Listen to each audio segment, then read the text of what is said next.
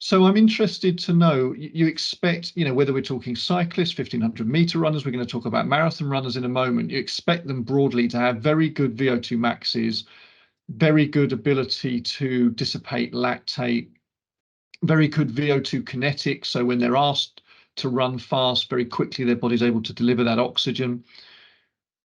However, I'm going to speculate that there's big variability even between these top athletes in those numbers. Is that true?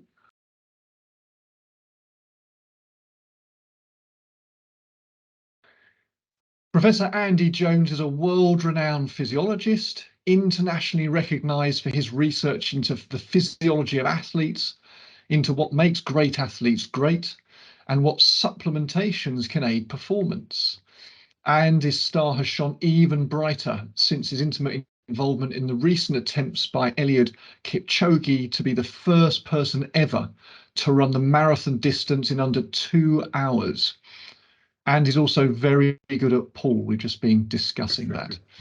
I'm really looking forward to speaking with Andy about the physiology of endurance sport. We're going to center around his fantastic stories about Kipchoge trying to break the 2-hour marathon, but I want to go more general from there and talk about endurance athletics more broadly, not just for elite athletes, but for the rest of us run-of-the-mill athletes. So, Andy, welcome. Thank you so much. Thanks for the invitation. Nice to be here. Coincidentally, the other day, I remembered suddenly that the World Athletics Championships was on. I do really like watching it when I actually remember it's on. And I saw Josh Kerr, British athlete, win the 1500 meters. So now he's the world 1500 meter champion. And I'm going to check my notes here. He ran it in 3 minutes. So he ran 1500 meters in 3 minutes, 29 seconds. Now, when we watch this on the telly, and even more so if we're lucky enough to be at the venue, you can see these guys are shifting seriously quickly, even though they're running for several minutes and running a metric mile, just under a mile. So to break that down, right, Josh was running 15 consecutive 100 meters. Of course, it was a 1500 meter race, 15 of those, each in 14 seconds. 14 seconds. And most people can't run 100 meters in 14 seconds or 15 seconds. He was running a mile, which is marginally longer, at 3 3/4 minute pace. So he was running at 16 miles an hour. That's quicker, I think, than the average person would cycle a bicycle along the flat. So he's running faster than most people would at least comfortably cycle a bicycle for any sort of distance. Okay, so very, very quick. Why is Josh Kerr able to run for several minutes a long distance at that incredible pace, whereas most people are not? What are the fundamental differences between Josh Kerr and the rest of us? Just one other statistic before we go any further is that, people talk about the 4-minute mile. Sir Roger Bannister breaking 4 minutes for the Imperial Mile back in the day in the 1954, I think, was it? But anyway, so Josh Kerr, and remember that was a World Championship final where it was quite tactical, and he wasn't running as fast as he possibly could do if he was paced, and it was all about running evenly and running as quickly as he possibly could for the distance. If he'd run another 1609 meters, would have run about 3:45. So would have beaten Roger Bannister by about 100 meters. That's the kind of standard we're talking about. So it's quite amazing. The reason he can do that is because he's able to supply his muscles with lots of oxygen per minute. So the rate at which he can deliver oxygen from the air that he breathes gets into his lungs, gets into his bloodstream, his heart pumps that around his body. He's got lots of capillaries in his muscles.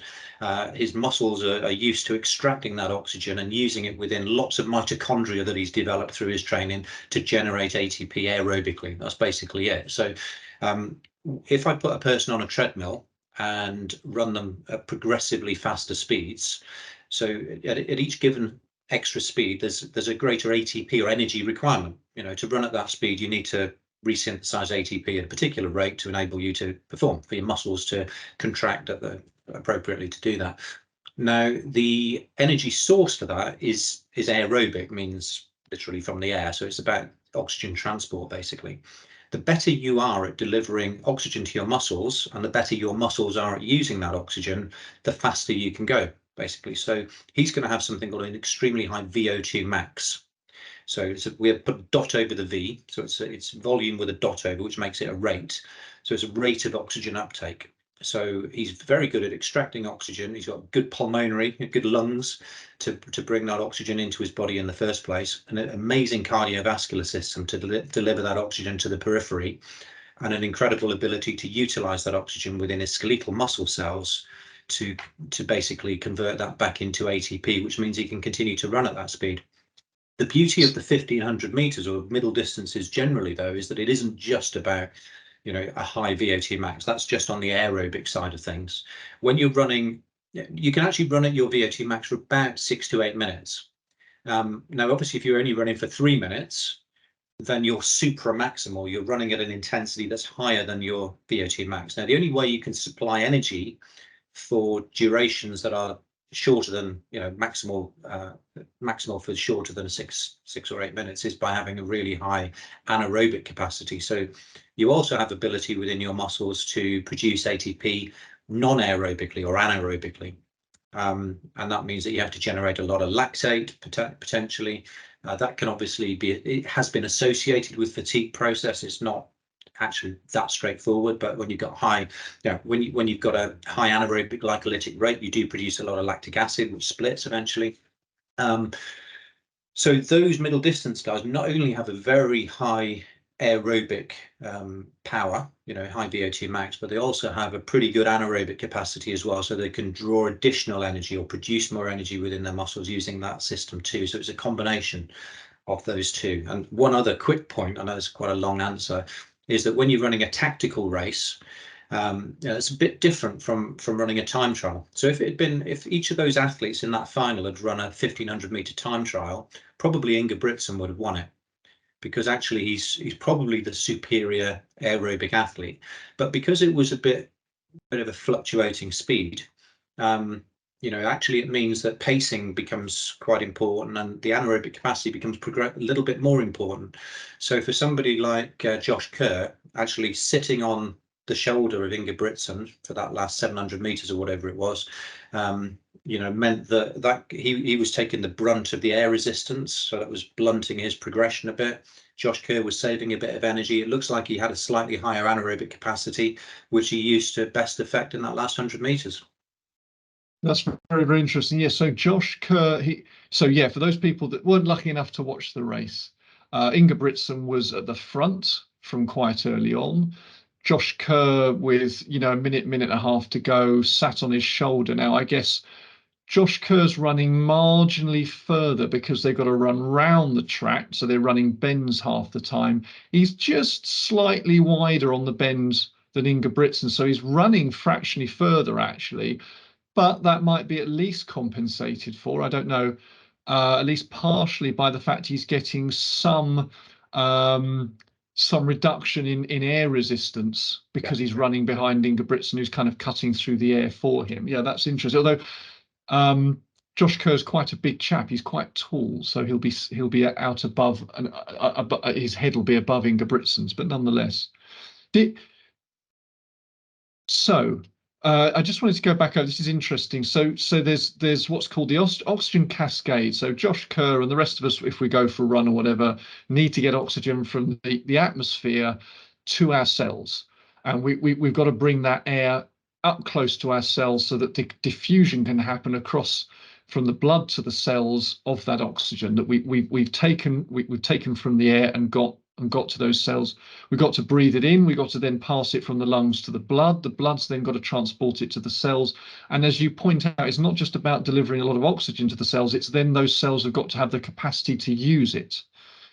You know, what you don't want is a long queue lining up for the club, right? Lots of people have gone to the club, but they're spent half the night lining up in a queue. You want, if the club to be effective, everyone gets into the club quickly through the turnstile. So you need a lot of turnstiles or the equivalent so that oxygen can then be used, not just delivered, but used. And then there's the other aspect that you say is generating energy, where actually it's not about oxygen. So oxygen's not being provided, and that also provides a relatively small but a very crucial amount of energy, the anaerobic component. When in a 1,500-meter race, do you think the anaerobic component is most used? Well, it's actually, and most people might be surprised by this, it's most used in the first 100 meters for everybody, because when the gun fires, you go from literally a standing start to running at 14 seconds, probably 13 seconds for that first 100 meters. So the actual ATP turnover rate is like shot up instantaneously. Within a second, the guys are going full pelt pretty much. Now, you can't meet that oxygen requirement, that demand within your cells that rapidly. So what's important is that we have fast oxygen uptake kinetics, we call it. So, actually being able to switch that system on and get to, for submaximal exercise, you'd get to a submaximal steady state. For the 1,500 meters, it's how quickly can you get to your VO2 max.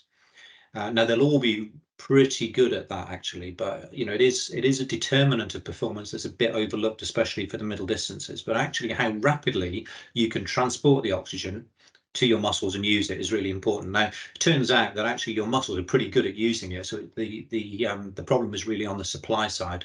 So it's being able to really accelerate the delivery of oxygen to the legs that's really quite crucial for that. So all the majority of the anaerobic contribution, interestingly, is in the first 100 meters.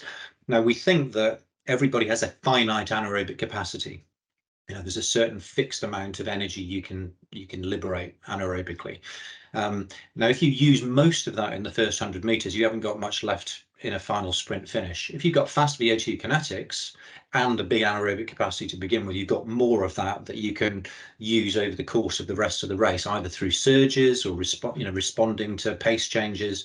It kind of depends as well on, as I mentioned, on how fast the race is all the way through and how evenly paced it is. If you have a relatively slow race and there's quite a bit of fluctuation, then actually when you're above what we call your critical speed, you'll be using some of your anaerobic capacity. But once you dip below that critical speed, you can actually resynthesize some of that, essentially. Really, even yeah. Okay, these guys can do that even in these races if they dip below, so they go pretty much purely aerobic. Actually, their anaerobic stores will recover to some degree. Yeah. It would have to be especially slow for some sections of the 1,500 for that to be the case. The example I gave there is more likely to occur in, say, a 5K or a 10K, but it can happen. If you had let's say the second lap of the 1,500 was extraordinarily slow because nobody wanted to take the pace on, then actually what will have happened then is that the sprinters, the guys with a much higher anaerobic capacity and possibly lower VO2 max, are advantaged in whatever is remaining of the race. So people have to be tactically astute in these races as well. But the problem for Ingebrigtsen, who's actually more of a 1,500 5K guy compared to Josh Kerr, who's more of an 8:15, is that for him having a fast start all the way through, for Ingebrigtsen having a fast pace all the way through is actually to his advantage. But in order to make that happen, he's probably going to have to hit the front himself. Everybody knows what his tactic is. If they can hang on for long enough, that's good. And as we mentioned earlier, that he's drafting everybody else. So they might not be quite as good as he is. Paula Radcliffe, who I used to work with for a long time, had exactly the same issue, albeit over 3K, 5K, 10K. But her best chance of a gold medal was to run hard and fast all the way through. But if she couldn't shake off some of those Kenyan or Ethiopian sprint finishers, and of course they're diminutive and she's big, so she's sheltering them for 24 laps, and then they all come sailing past with 300 to go. So it's unfortunate that athletics is head-to-head like that. It makes for some dramatic viewing, don't get me wrong, it's fun. But in cycling they have time trials, don't they? One goes off and then 30 seconds later the other one goes off. If you had the same thing in athletics, 5K and 10K, Paula Radcliffe, as well as being the world marathon record holder for however many years, would have been a world and Olympic 5K and 10K champion too. But that's just not the way those races are run in athletics. That's a very interesting point. As some cycling races are individual time trials, and others, of course, drafting is massive in cycling. When they do cycling groups, it's far bigger than it is in running. In fact, it's a huge part of the event. But in the time trials, you're not allowed, if you catch the person in front, you're not allowed to sit behind them. You have to you've got go cells. past them or stay wide. Yeah.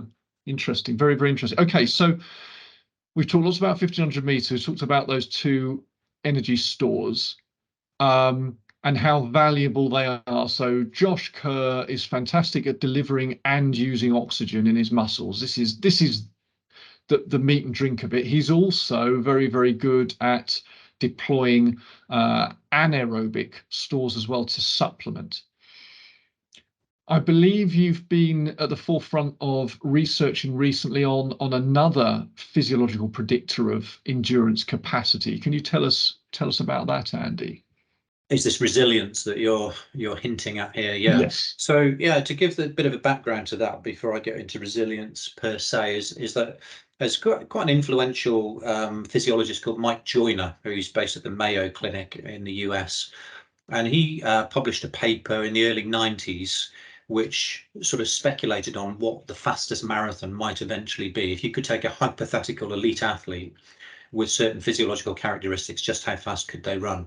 And the model, we've used for a long time, and basically it has some factors in there, at least one of which I've already mentioned today. So it has VO2 max, so great elite athletes, or endurance athletes, whether they're 1500-meter runners or marathon runners, it helps if you've got a high VO2 max.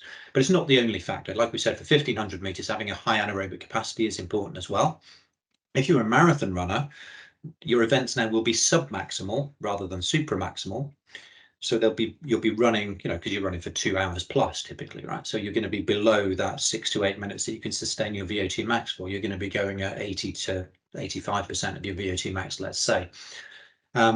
So it's submaximal, and there are actually submaximal physiological factors that determine or predict marathon performance. So having a high VO2 max is one thing, but the other important thing is what fraction of that VO2 max can you run at for long periods without becoming fatigued, without accumulating lactate, without starting to, and then there are gas exchange issues with that as well. And because as your lactate accumulates, you breathe a bit harder, you perceive the exercise to be tougher, etc. So you'll probably be aware if you run yourself that when you go out for a run, there's a certain speed below which actually things feel relatively, if not easy, but actually you reach a steady state after a few minutes. You're in the groove, it's fine. You can go along for half hour, an hour, whatever it might be. But you go above a certain speed and you're like, this is actually pretty hard now. It's actually intolerable. I won't be able to continue this for very long.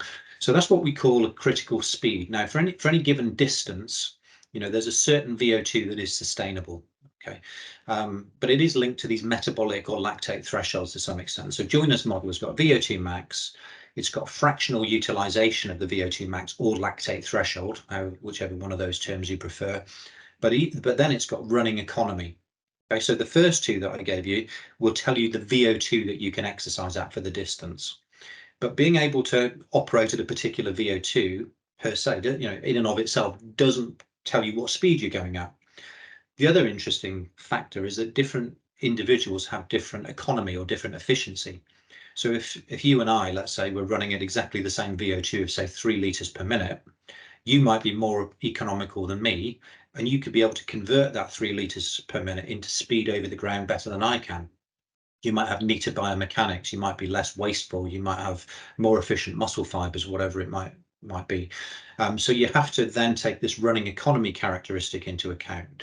So, but those three things together are Joyner's model: VO2 max, fractional utilization, which together give you the sustainable VO2, but then the running economy, which converts that VO2 into speed over the ground. Right. So that model has served us really well, and actually it predicts performance with a pretty good degree of accuracy. But what we have discovered, and actually this, if you go back to Joyner's 1991 paper, I think he predicts something like a 1:55 marathon time or something, which is clearly nobody can do.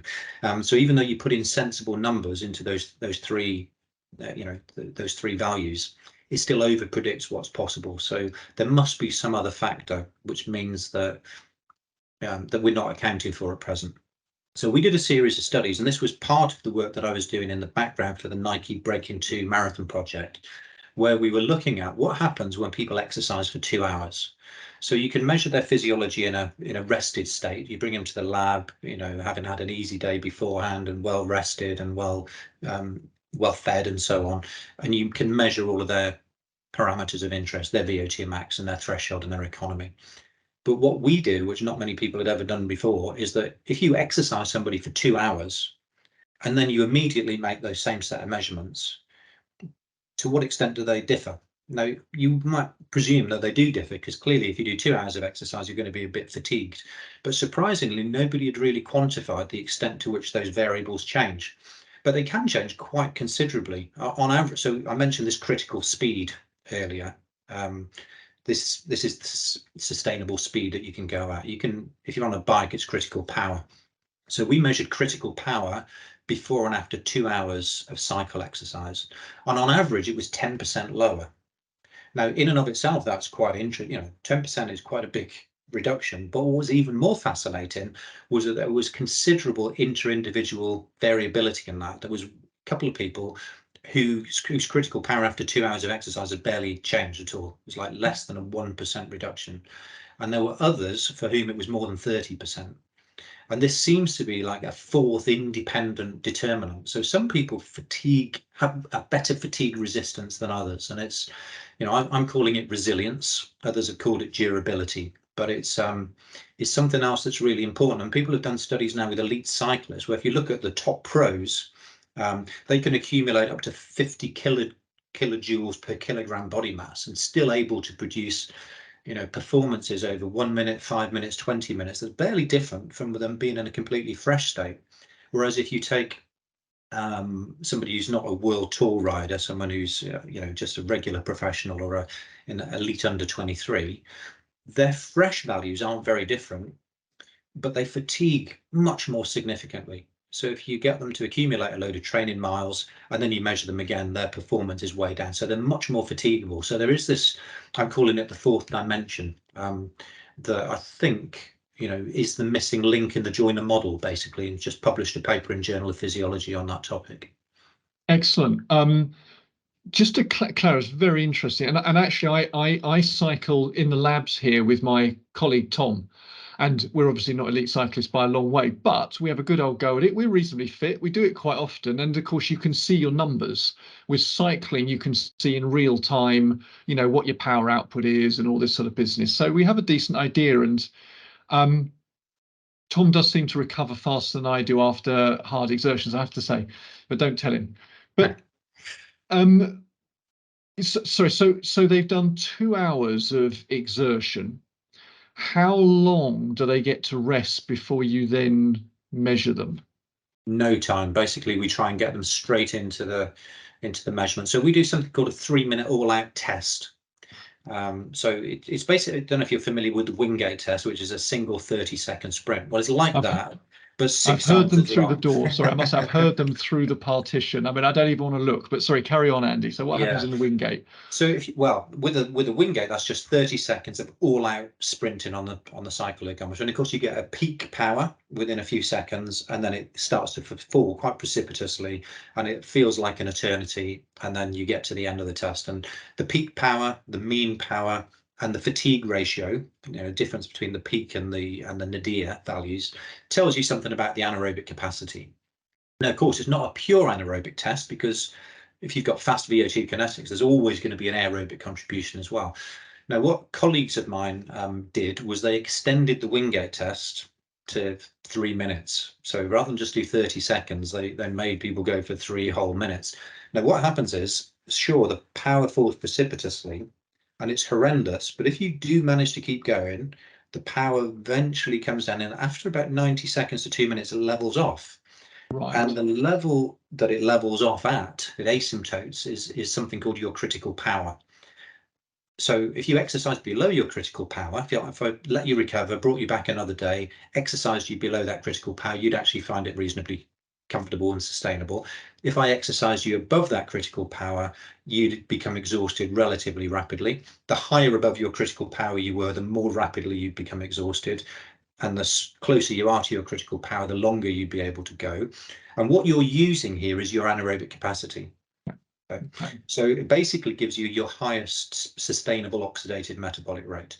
So, So just to clarify, beg your pardon, Andy, just to because it's really interesting, just to clarify, I think what you're saying is, and for people watching this, you imagine you climb on that bike and you're asked to go flat out from the start, but you're going to do that for 3 minutes. Now, that's really counterintuitive for the brain, because as soon as you know you've got to do something for 3 minutes, everybody knows that you can't go flat out for 3 minutes. 3 minutes is an eternity, but you do. So you might provide actually relatively really big wattage. Like, it wouldn't be that crazy for a youngish, reasonably fit person, even if they're not a cyclist, to generate 600, 700, 800 watts. They might do that for the first 10 seconds, whatever it is, and then the body gets tired, basically. So that wattage very dramatically actually falls away, and it's a really unpleasant feeling because you're trying to give everything you can and the body's kind of seizing up, to put it in layman's terms. Now, you're doing that for 3 minutes, not something I've done, although I kind of get a sense from it from having done some hard cycling, but it's that power is going to fall rapidly as the body kind of feels like it's seizing up, and then the drop will decrease sort of asymptotically over time, and then it'll flatten out with maybe a minute or something to go, and that is considered to be the point that the only way you're supplying your muscle, or you're able to use your muscles to use energy in your muscles, is from oxygen you're supplying to the muscles, because the anaerobic, the instant energy, if you like, has been completely exhausted. So that level, it feels horrible to do at minutes 2 to 3. I presume it's actually very mentally demanding. Probably the experimenter is shouting nicely, but shouting at the cyclist to keep going. 3 minutes is a long time, but nonetheless, if they then have a rest for a day or even half an hour, frankly, and then are asked to cycle at that point, it's actually quite easy for them, because the muscles are asking for a certain amount of oxygen. The body can deliver the oxygen, no problem. Exactly. So once you know what that asymptote is, below that, let's say it levels off at 280 watts. If I brought you in and exercised you at 250 or 260, it'd be fine. If I exercise you at 310 or 350, then there's a different kettle of fish. So anyway, we use that 3-minute all-out test to give us this asymptote, to give us a measure of aerobic and anaerobic physiology. So what we were doing is getting people to do that in a completely fresh state.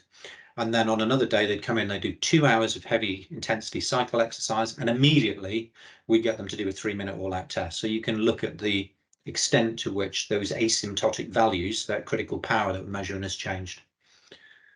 Wow. Okay. And you're seeing big variation between people. Now, these cyclists, as you say, they're not super elite. I'm sure a lot of them are blooming good cyclists, but they're not the guys on the Tour de France. Okay. So I'm interested to know, you expect, whether we're talking cyclists, 1500-meter runners, we're going to talk about marathon runners in a moment, you expect them broadly to have very good VO2 maxes, very good ability to dissipate lactate, very good VO2 kinetics. So when they're asked to run fast, very quickly, their body's able to deliver that oxygen. However, I'm going to speculate that there's big variability even between these top athletes in those numbers. Is that true? Yeah, it is. So let's take, go back to that joiner model, and I'll give you an example from Breaking 2. So you would expect people to have a high VO2 max, a high fractional utilization or a high lactate threshold, and very good running economy. And probably on average they do. Compared to your man or woman on the street, those values are pretty good. But there's huge variability between them. So for the Breaking 2 project, before we were trying to select the athletes that we thought might be capable of Breaking 2, one of which thankfully we did choose Eliud Kipchoge amongst the of the group that we tested. But I think we had 17, mainly Kenyan and Ethiopian, Somalian, runners in the lab, either in my lab in Exeter or in Portland, where Nike are based. And we tested them all, measured all of those variables that we thought were important, entered them into the joiner model and predicted their best times. We also calculated their critical speed from their previous, but there was a bunch of factors that went into our thinking. But when you just look at those joiner variables for VO2 max, the lowest I think we measured was about 66, which is quite low really for the level they were competing at, and the highest was about 84. So really quite a wide range. Similarly, for running economy, we had anything from about 170 mils per kilogram per kilometre. That's the metrics that we use for measuring running economy, is the amount of oxygen you use per kilogram of body mass to transport yourself over a kilometre. So anything from 170, which is really economical, you're really not using much oxygen at all, to about 220. And the average is about 200. So big variability again, and some variability as well in what fraction of the VO2 max they could run at. So when you correlated any one of those three individual variables, physiological variables, against previous best marathon performance, there was absolutely no relationship. It's only when you put all three together into the Joyner equation did it actually start to correlate quite well with what they'd done previously. So if you've got a very high VO2 max, it doesn't guarantee that you're going to be a fantastic marathon runner, because your economy might not be very good, or your fractional utilization of that high VO2 max might not be very good. And similarly, as long as your VO2 max isn't silly low, a relatively low high VO2 max could be compensated for by having exceptional running economy. And actually, we do find a bit of a trade-off between the two. On average, it seemed to be the case that those who had the highest VO2 max had the worst economy, and vice versa. So their performances were much more homogeneous than you might have expected. Okay, that's interesting, but there's no reason, I don't think, to presuppose that a high VO2 max would associate with a low economy. Not really. I mean, people have, that's not an unusual finding. This has been seen a little for a while, and people have speculated as to why it might be. Now, to have a high VO2 max, you might need to have a reasonably high muscle mass. More muscle, the more oxygen can be consumed, presumably. But if you've got lots of muscle on your legs, then that could cost you more energy to actually swing the leg. So there are some suggestions as to why there might be some reciprocation there. No, that's interesting. That is interesting. Yeah, there's a possibility of an underlying link that connects the two. What are their these guys? What typically are their resting heart rates, Andy? It's not something that we measured, but I would imagine that they're not going to be much higher than 45, and they could easily be down in the low to mid 30s. Mine is 41, Andy. Can I run a fast marathon? It's not that simple, unfortunately. I thought I could put that into the model, and I would get an answer, with a 5% tolerance. So, I mean, I'd be concerned. Yeah. I mean, so a low resting heart rate is an indication that you've got a large stroke volume. So your left ventricle is pretty high. Now, of course, what's important for your VO2 max is your maximal cardiac output. So for that, you need a high stroke volume, but you also need a high maximal heart rate, which together give you high cardiac output, which, if you're delivering lots of oxygen to your muscles, intuitively should mean you have a higher VO2 max. And certainly as your endurance fitness improves, your resting heart rate will come down. So it's a reasonable indication of aerobic fitness generally, but there's a lot of other factors that obviously go into determining marathon or cycling performances. And interesting, I mean, of course, I'm partly joking, but I mean, interestingly, that's not a variable. Pure measures of the heart weren't variables that you were using to select your one from these 17 elite athletes. Now your model, which didn't at that point include resilience, as you've described a little bit earlier, but nonetheless, do you feel that you selected the right, or the best, I should say, the best athlete out of those 17? Do you have any sense about that? Well, I think history shows that we probably did, because Kipchoge was amongst them. So for the Nike Break in 2 project, we actually selected 3 athletes from the 16 or 17 that we tested. Kipchoge was the Olympic champion. He'd got a real good pedigree, so it'd be silly not to have selected him, I think.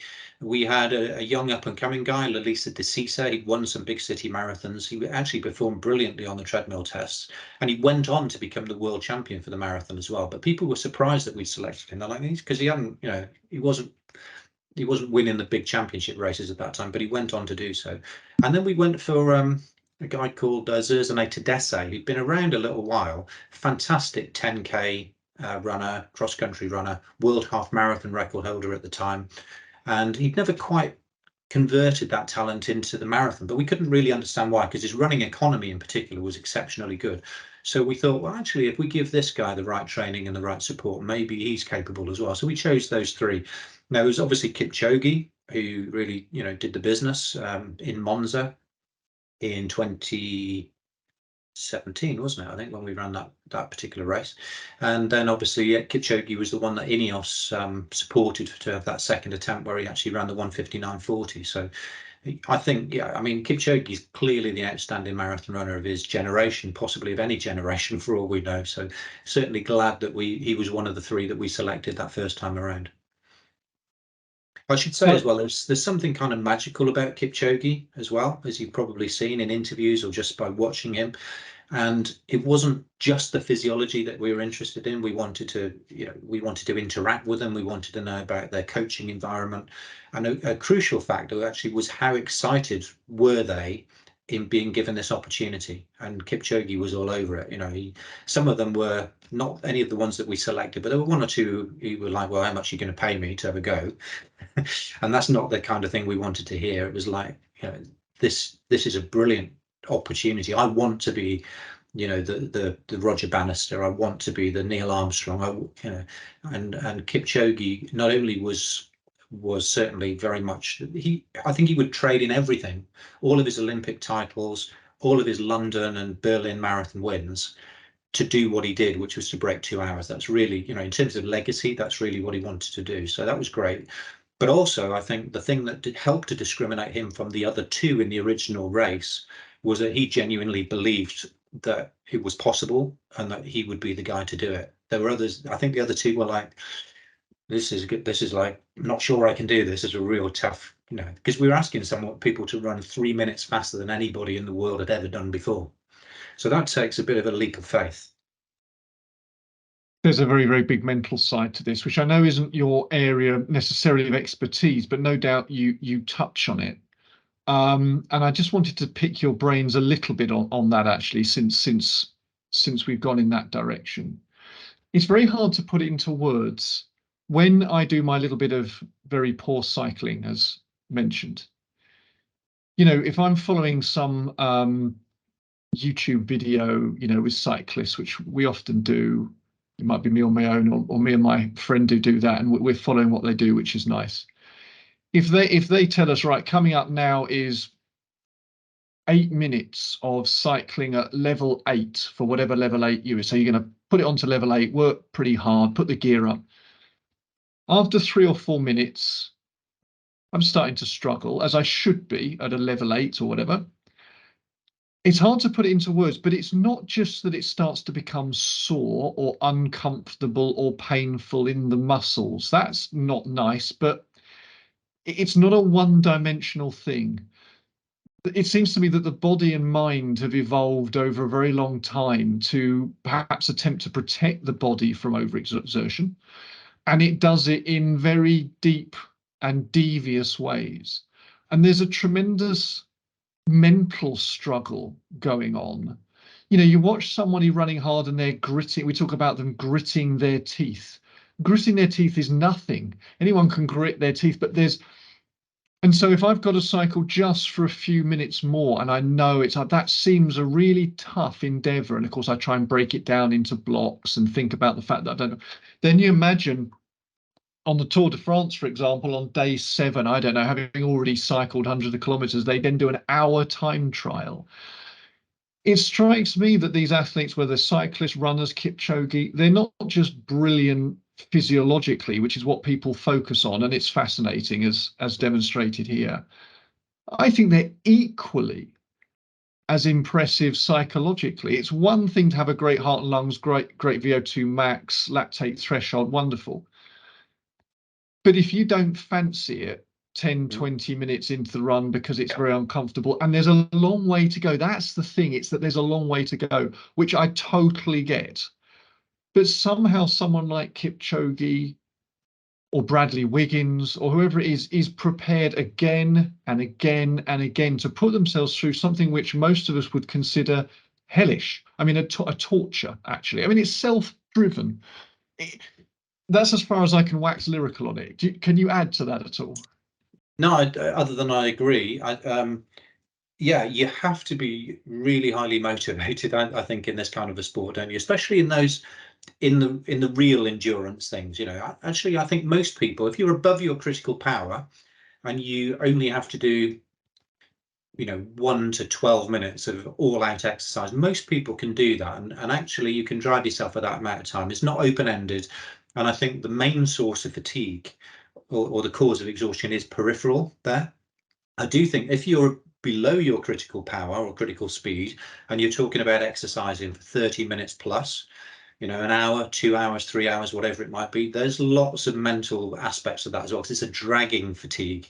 And how long you go for depends not just on your physiology, but how hard you're prepared to push yourself. So a lot of these top athletes, absolutely, not only are they highly motivated, but they've got a lot of pain tolerance, if you want to call it that. Or, and I mentioned resilience, and I do think there's a physiological resilience. People, because we do these 3-minute all-out tests, and that's actually pretty pure. You can see whether people have given a maximal effort, and they do. And yet you see this rather large discrepancy in the extent to which they fatigue. So I think there's a physiological element to this resilience that I spoke of earlier. But clearly, during something like a marathon or the Tour de France, there's also a psychological resilience. How capable, how motivated, how driven am I to continue to put myself in this cave for, and what's the reward at the end of the day? And when it came to the Breaking 2 project, I was often asked in interviews such as this, did you have a psychologist involved? Did you consider the psychology? And actually we didn't. And the reason you've given the explanation that I give to those questioners yourself, which is that actually, I don't think you can do anything about that. They all have that. They're all incredibly highly motivated. They're all they're all as tough as nails. I don't think you can discriminate them on the basis of their psychology, actually. And I think it's a bit of an insult to them to pretend that you can. I used to get really annoyed listening to things like the commentary on the London Marathon, where you got 2 or 3 neck and neck with a couple of miles to go, and you get what's all about who wants to win it the most now. Well, actually, they probably all really want to win it the most, and it's going to be something physiological that determines which one comes out on top. How much glycogen have they got left? Which one is the least dehydrated? Whatever. How much? Who's got the most anaerobic capacity remaining? Whatever. So it's absolutely, and I don't undermine the psychology at all. It's absolutely essential, but I believe that they all have it. That's why I don't think it's something that's necessarily, when I'm trying to select the athlete that's going to run the fastest marathon time, I don't need to consider the psychology because they've already got it in abundance.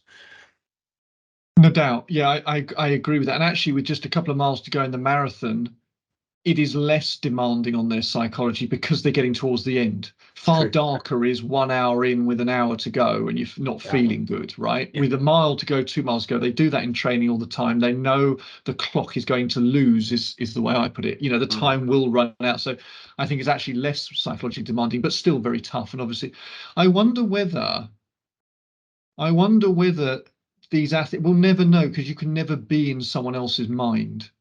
But it is possible that they feel less pain at some point along the system. I mean, for example, it could be that their pain receptors are less responsive, or they have less pain receptors. It could be that the brain responds less to the signals from the pain receptors, or it could be that they feel just as much pain, but just are mentally capable of partitioning it. We can never actually know.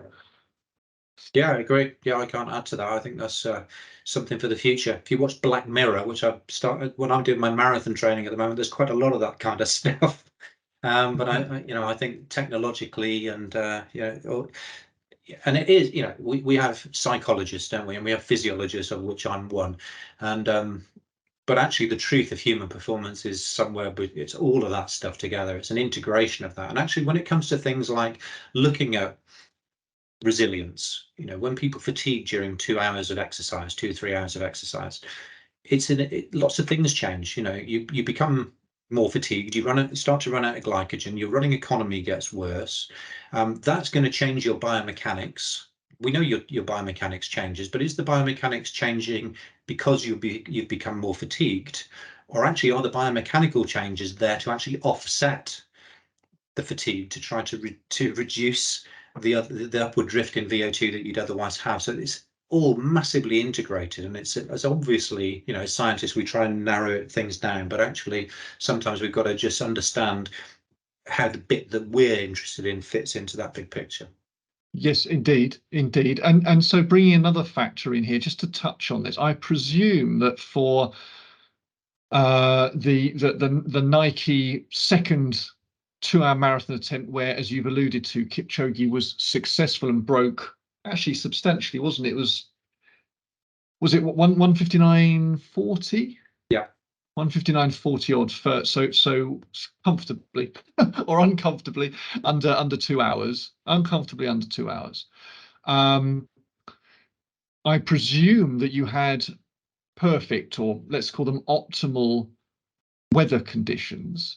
Could you briefly, Andy, just let us know a little bit about how that marathon attempt, great, extraordinary though it was, differs from a standard marathon? And then I'd like to talk a little bit about weather effects, and ideally, if we can, a little bit about the effects of heat on running, because for many people outside of the UK, it's been a hot summer. It's been in the news a lot. Presumably that heat affects people's capacity to run. And I presume that for Kipchoge, he had a nice cool 10 degrees centigrade ambient temperature or something like that for running. So tell us more about that, please.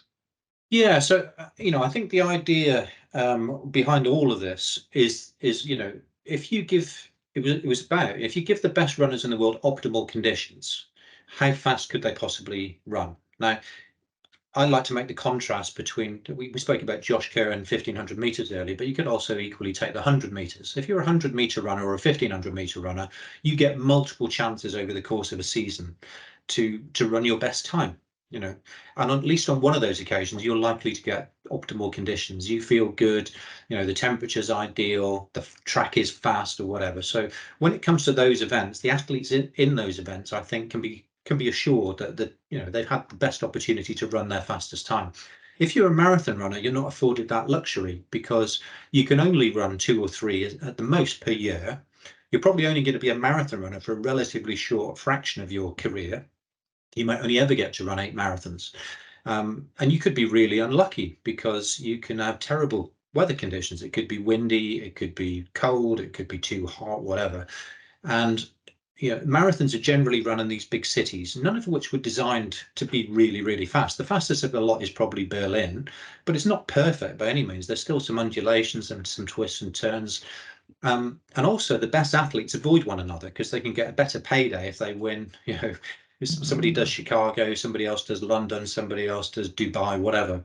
So they rarely come together to race head to head, and that might push them to faster times, of course. When they do come together to race head to head, it's in things like the World Championships or the Olympics. And those courses are often designed to be quite challenging. And at least over the last 10 years or so, they've been in really hot and humid conditions. So it's not conducive. And then it gets tactical anyway, because it's all about winning the gold medal and not necessarily running as fast as you possibly could.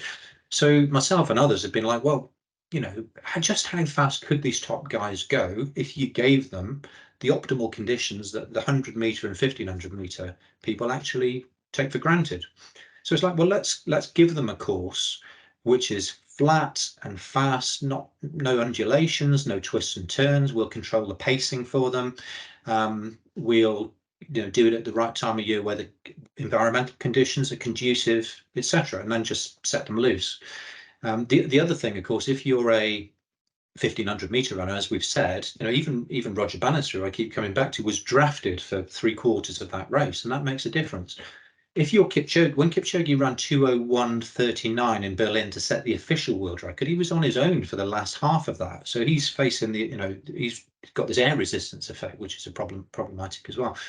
So again, the theory was, if you had all the best runners in the world in the same race at the same time, they would actually help to draft one another, and actually they might only be on their own for the last half mile. So let's put in a team of rotating pacemakers to enable the athlete to be shielded, because it's not an unrealistic scenario if you had an ideal world.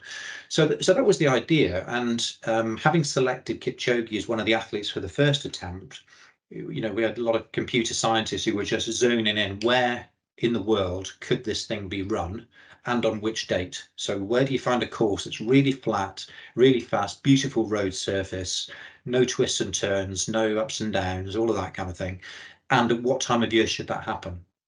Because we're looking, you mentioned 10 degrees, well, that is about the optimal temperature for a marathon, as far as we're aware. So you go for that. And for the first attempt, you end up on the Monza Formula One racetrack just outside Milan in, I think it was early May, you know, and actually it worked out really well. Really nice course, pretty cool, yeah, overcast, etc. So we gave the athletes a good go. I think actually, although it was 10 degrees at about 5 a.m., it rose to probably 12 or 13 by the time the race was done. So when it came to a bit of a debrief after that, and the second attempt, which was the Ineos 159 challenge, it's like, well, what, and I advised Ineos on that. What are the things that could actually still be improved? And what they did instead there, you know, obviously it was in Vienna, and it was more of an out and back type course. Whereas in Monza, you've obviously got these sweeping bends, but they went out and back. That meant they could have, it was actually better, more open to the public. So you got more support all the way around, because it was fairly quiet in Monza, apart from the finishing straight, which they went through multiple times. And actually it was a little bit cooler, I think, in Vienna as well. So yeah, so that, you know, though that's how it differs. But I don't think we're you know, I don't think we would like going beyond the pale to give those athletes that opportunity, which some of their colleagues in shorter events enjoy all the time. Right, indeed, that's really interesting, the way you frame that. I think that's very valid. Just touching a little bit more on heat. So you know, 10 degrees, 12 degrees is quite cool. And obviously that makes sense because these guys are going to warm up. What would have been the problem for them if temperatures had been higher? Why wouldn't they have been able to run so quickly? So basically what you've got there is competition between the muscles and the skin. So essentially you've got competing demands. So one of the ways that we cool ourselves when we're in hot conditions is, you know, we try to radiate heat to the environment, but you can't do that if the air temperature is too high. But you also have to evaporate sweat from the skin surface. Now that sweat comes from your plasma volume. So if you're losing fluid from your plasma, basically your heart has to beat faster to pump the same amount of oxygen to your muscles. So that there's just basically a thermal strain on top of the cardiovascular strain that you're already experiencing. Essentially, what you want to do is preserve your plasma volume as much as possible, not have to put too many, you know, additional drinks into the system, and enable, you know, the vast majority of the cardiac output to be directed to where it really needs to go, which is to the muscles rather than to the skin, to try to help to lose some of that heat stress. So it can be quite a substantial difference. That's very interesting, right? So yeah, where does that blood go? Where does the cardiovascular system target? Is it able to target purely the muscles, or is it having to divert some resources to staying cool? And I guess there's an additional problem, because if core temperature does increase despite the body's attempts to stay cool, if it increases above a certain temperature, then the body will become less efficient due to probably biochemical reactions not being at their optimal. Okay, one last section, Andy, but a very important one for people listening. For those who may have interest in their own endurance endeavors. So you've been publishing for 25 years plus in the area of sports physiology, hundreds of peer-reviewed papers that you're author and co-author of, and obviously you've read a vast amount of the literature. Based on all your travels to date, I thought we might briefly go through some hints and tips for the budding endurance athlete, whether they're a park runner, 5K park run, or whatever, a cyclist, etc. One of the things that typically people could be doing better, so perhaps there's two categories. There's supplements, and then there's how they might train. So perhaps we'll start with the how people might train. So obviously people can watch YouTube videos or buy books or whatever it is on how to train for 5K or 10K or something. Is there anything that you sense is broadly the sort of thing that people should be doing that maybe you sense that they're not doing, the typical amateur isn't doing, that might help them get better, faster at running or cycling? I almost think there's a bit of misinformation out there, because obviously information is easier to come by than it ever has been. And yet there's a lot of charlatans out there who, you know, pretending to be gurus, have got all their own theories about how you should train. And the thing that annoys me a bit is all this 80-20 or polarized training. So if you look at what athletes like Eliud do, they run about 140 miles per week. Now, obviously, a lot of that has got to be submaximal, below their critical power, much slower than marathon pace. But they also run some miles at marathon pace and some miles at faster than marathon pace. And it's actually much more pyramidal. Um, Now, this 80-20, you know, it depends where you draw the line. That's pretty arbitrary, because that whole thing is really a continuum anyway. But if you go 80-20, and let's say you're a amateur athlete who can only run at most 5 times per week, that means that those people are being encouraged to do 4 runs really easy, really easy. In one session, that's fairly hard.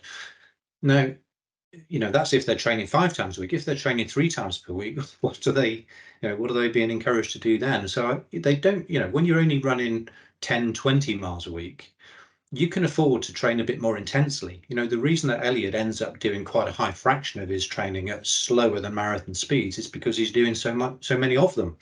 So, you know, I think if you're just running 3 times per week, I'm not saying you need to go out and run hard all the time, but it does mean that there's this trade-off between duration and intensity, or volume and intensity. If you're doing a low volume, you can afford to do the miles that you do run a little bit quicker. So I think if people really want to progress, they shouldn't always be holding themselves back too much. Now, obviously, you have to have longevity in this as well. You have to enjoy it. You have to build over time. You want to be in this for the long haul, you know, and that does mean doing some miles a bit slower, a bit longer. Just having more variety to what you do, I think, is important as well. So some can be longer but slower, some can be shorter and faster. But certainly, you know, I believe very much in the principle of specificity. So if you want to run a park run in 22 minutes, let's say, that means about 7 minutes per mile pace. Now, you won't get any more specific stimulus than running at 7-minute mile pace. You can break it into intervals, but certainly you need to practice training at the speed that you hope to race at. And it's the same in the marathon as well. You know, if you want to run, if you're an elite athlete, you want to run 5-minute miles for the marathon and run about 2:11. There's no point doing most of your miles at 7-minute mile pace and a few at 4-minute mile pace. You've got to get used to running at 5-minute mile pace. You've got to feel comfortable at that. Your biomechanics will develop by running at that speed. Psychologically, you'll know what it feels like, not just in the early miles, but in the latter miles, as you say, where things start to get tough.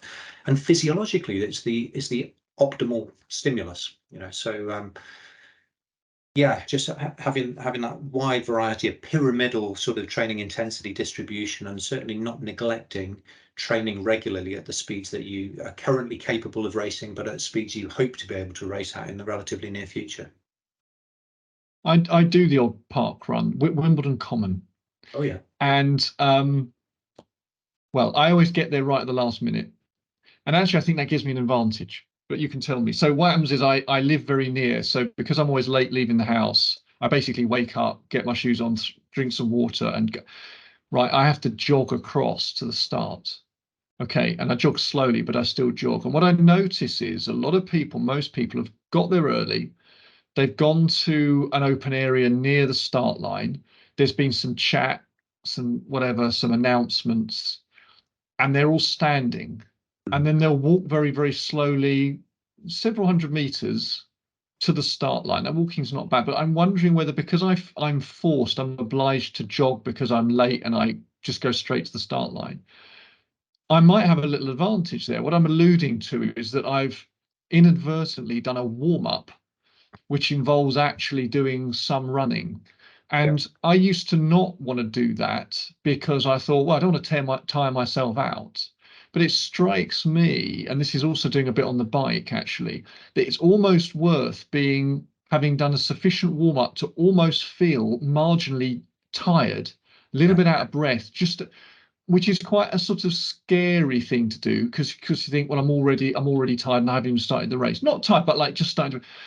But I think most people are just starting from a physiological standing start as well as a literal standing start. So that, as you were alluding to earlier, their VO2 kinetics are going to be poorer versus someone who's jogged a bit or run a bit before. Their body's already kind of revved up and the muscles are already ready to receive the oxygen. Is that fair? Yeah, totally. Yeah. So yeah, warm up is really important. I mean, probably less so for a marathon, especially if it's in hot conditions. You know, I think you don't want to be running too much before. But again, just if even if it was half a mile, you know, especially, and as you get a bit older as well, it takes me about a mile to warm up, whatever I'm doing these days. So it is important, and we call it priming. So you know, your muscle cell, the mitochondria within your muscle cells have a bit of inertia about them. It takes them a little while to kind of, you know, get to. They're full of enzymes, right? So you need to activate the enzymes, and doing some sort of warm up is important for that. And actually, if you're doing a relatively short, fast, intense event, then it's worthwhile doing some short, fast, intense, you know, little intervals prior to that. You might just be 50-meter strides where you go pretty fast. And the idea is that you stimulate the heart up to a relatively high heart rate, but you're delivering oxygen to you might accumulate a bit of lactate, and that's fine, because what happens is some of the metabolites associated with that enable the vasculature to dilate, so that when you start the race proper, you haven't got to wait for any, you know, you're already fully dilated, you're able to direct the oxygen directly to the muscles, but the oxidative enzymes within the mitochondria are all revved up as well, ready to accept that oxygen. So we've done some studies which show that, you know, different types of warm up, and it's the warm up intensity and duration, and then the gap, the recovery that you have before the race starts, can make a very big difference to the rapidity of your VO2 kinetics and ultimately to your performance. So we did you know, and actually if you're a middle distance runner or you're an athlete that's used to doing interval type training, and this seems counterintuitive until you sort of think of it through the priming and VO2 kinetics lens. Let's say you're doing 10 times 400 meters on the track as an interval training session with maybe a minute in between. Theoretically, the second one should be harder than the first one because you've done one and you should be a bit fatigued from it. But anyone will tell you the first one is a lot harder. The first one's a bloody strain. Second one, you're kind of in the groove. It's a lot easier. And yet, you know, athletes were often a bit like you've just described, which is they're a bit reticent. They're like, well, I don't want to work too hard because I might be fatigued for my main race. But their experience in training would tell them that really shouldn't be true. So if you do something a bit intense, 10 or 15 minutes before you're actually due to start a short duration race, that's going to do you a power of good, because that 10-minute interval will give you plenty of time to recover and feel fresh, but you've given the body that stimulus, that priming that it requires, that will really stand you in good stead once the gun fires. Now, okay, so someone is doing the right training as you advised. They're warming up, priming before the race. They're still not beating their mate. Should they purchase beetroot juice, take nitrate supplements, or wear more cushioned shoes? Well, all of that is sort of icing on the cake, really, isn't it? So I think, you know, the training is absolutely really important as far as that goes. A lot of simple things you can do before you need to think in terms of ergogenic aids or any sort of nutritional intervention. There is some, you know, yeah, and there are various ergogenic aids you could use. Caffeine has got some good evidence behind it. Creatine for certain sports, sodium bicarbonate for others, and nitrate, which obviously I've been interested in, is another. And there's reasonable evidence that it can not only reduce the oxygen cost of running at a submaximal speed, so improves your economy or your efficiency, but it also seems to actually improve muscle force and power as well. It kind of depends a bit on the person and on the event, but you know, I think there's both some evidence and some anecdote that it works. I'm on a 3-hour marathon face group page, you know, and the number of people on there who actually swear that beetroot juice is important to their performance surprises me even. So I think, yeah, there's certainly not going to do you any harm. We think that inorganic nitrate in your diet is actually pretty good for you. You know, it's in lots of green leafy vegetables. It tends to be good for your cardiovascular health. It supports blood pressure reduction and so forth. It could improve metabolic health as well. So actually eating more green leafy vegetables and fruits is a good thing in any case. If it can have a positive, small but positive effect on your performance, then go ahead. You know, it's not going to make you any worse, that's for sure. So I think you could do that. Cushion shoes, absolutely. I mean, it depends if you can afford them, but they do work. They do acutely reduce your oxygen uptake, so you make you more economical, and therefore, because your VO2 max isn't any worse, you end up running faster. I think they probably would improve your resilience during a marathon as well, because they're so well cushioned, as well as having the carbon plate, that your legs feel less damaged. And in fact, I think the effect is not just acute, but I think it's, the top Africans train in those shoes all the time now, and they report that they recover more rapidly, and they're probably able to do more volume in training and more intensity in training. So they get to the start line possibly in even in better condition as well. And then they get the acute effect of the shoe within the race, not just in the first few miles, where we know that you can get up to a 4% reduction in oxygen cost, but nobody knows what happens beyond 20 miles. And if what I've just speculated is true, then you might become more resilient. The drift in oxygen uptake that you might otherwise have to experience, which is going to take you closer to your VO2 max, above your critical speed, and will cause you to fatigue early, wouldn't be there to the same extent. So it's probably a worthwhile investment to invest in a pair of these shoes. And it's not just Nike that make them anymore. And I think over time, the cost will presumably come down. There are I'm a couple just of getting the £100, battery aren't there? Yeah, I'm getting a battery is running low, just to warn you. But yeah, the Alpha Fly is about 270 quid now, which I looked at yesterday. But you can get, other models are available. Okay. So last question, I think, Andy. So just to sum up on these ideas of sort of supplementations, is Kipchoge and are you taking nitrate supplements, beetroot supplements? Well, I can tell you that Kipchoge is, and he has done for a while. So when I got asked to join the Nike team for the Breaking 2 project, one of the things I literally thought I might be able to bring to the table as an intervention was the nitrate, because it was still relatively early days. And Kipchoge had been on it for a few years already and was a big believer, a big fan, uses it in training as well as pre-competition. So he does that. I have done it a bit in the past, but I'm a little bit less organized than him, probably. I'm hoping to break 3 hours for the marathon, either in Amsterdam in about 7 weeks, or more likely in Valencia in early December. And I should probably give it a go, because as I say, it won't do me any harm. And I was certainly one of the people that responded when we did the initial studies. I found that my VO2 when I was cycling was lower, was consistently lower when I used it compared to when I took the placebo. So it seems to have an effect on me, and I should actually do more of it. Yeah. Add that to your notes. How did you supplement with it? Because you say you can supplement with green leaf vegetables, which is great, but often when people supplement with a food, they're getting a relatively small amount. If that supplement is packaged as a pill, they're getting a bigger hit typically. Yeah, the best way to do it, I think, is actually with the concentrated beetroot juice shots. So you're right, you don't want to be eating a big bowl of salad a couple of hours before you run a marathon, do you? So no, that's why beetroot is used rather than rocket or celery or whatever. So and in our original studies, we were using 500 mils of beetroot juice to get the right amount of nitrate, but now they've concentrated that into 70 ml shot, and a couple of those is more than adequate. So that's the most convenient way to go about nitrate supplementation if you want to give it a try. Andy, I might do. But yes, as you say, people need to do the training first, and Yes, then absolutely. beetroot could be the icing on the top, if anything. Okay.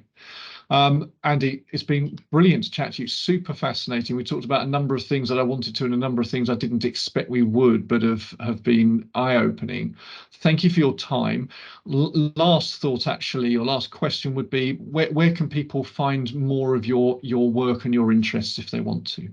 I guess you look me up on PubMed, a.m.jones. There's lots of a.m.joneses around, actually, but if you put in comma exercise and/or comma Exeter, then you probably get most of my papers up. I'm on Twitter, or X, or whatever it's called now. I'm a bit less active than I used to be, but my handle on there is @AndyBeetroot.